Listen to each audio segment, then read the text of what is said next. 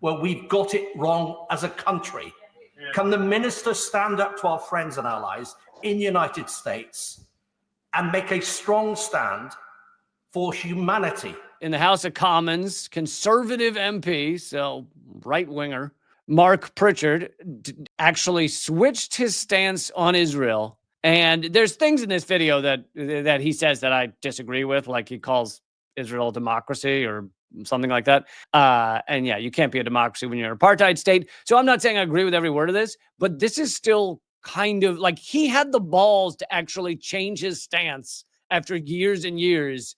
And this is the point we're getting to. Anyway. Deputy Speaker, of course, Israel is an important security, trade and democratic partner, but that doesn't give it a blank check. The fact is that 13,000 children have been killed, 25,000 have been injured, maimed, wounded, orphaned, some of them. And for many years, I've been in this House 20 years, I have supported Israel pretty much at all costs, quite frankly. But today, I want to say that I got it wrong. And I condemn Israel for what it is doing to the Palestinian people in Gaza and indeed in the West Bank.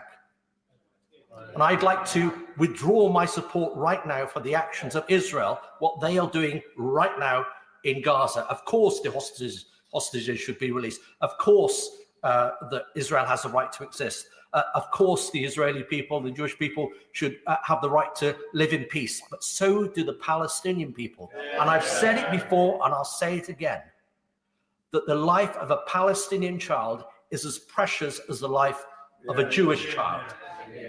And this is this particular moment in time. We've had lots of statements over the last 18 months. This is not only this Parliament's not greatest hour. I'm really concerned that this is a mode in history when people look back where we've got it wrong as a country. Can the minister stand up to our friends and allies in the United States and make a strong stand for humanity? For us being on the right side of history, for having the moral courage to lead, not just to follow the United States, and to make a difference. That's why we're all elected here. Let's stand up for life. Let's stand up for all children, not just Jewish children. So a pretty epic turnaround. As I mentioned, there's things in there I disagree with. For one, he conflates Israel and Judaism.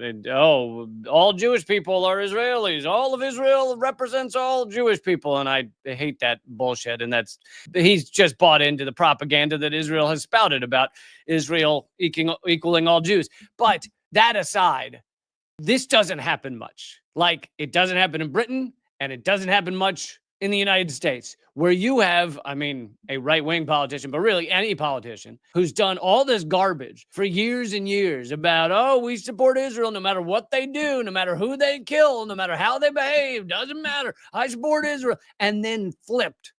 But that is how egregious this shit has gotten.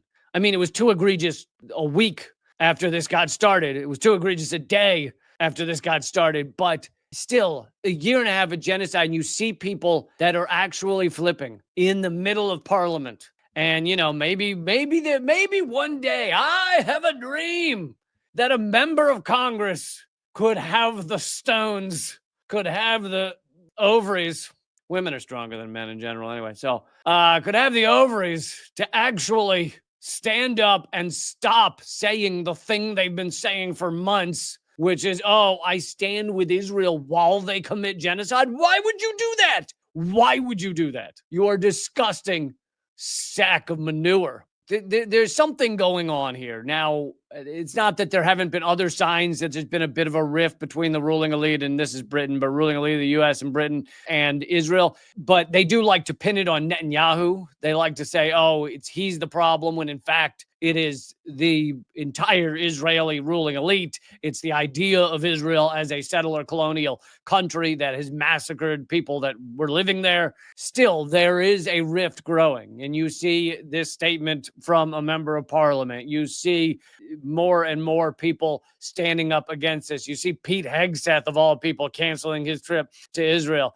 You see Trump signing a deal with Ansar Allah and leaving Israel out of it. I think there's a certain factor of the ruling elite that realize that Israel has collapsed their brand at minimum maybe economically the U.S. could keep them going for a while and militarily, but they've collapsed their brand. They're absolutely toxic, and standing there and holding hands with them, it's just a poor choice.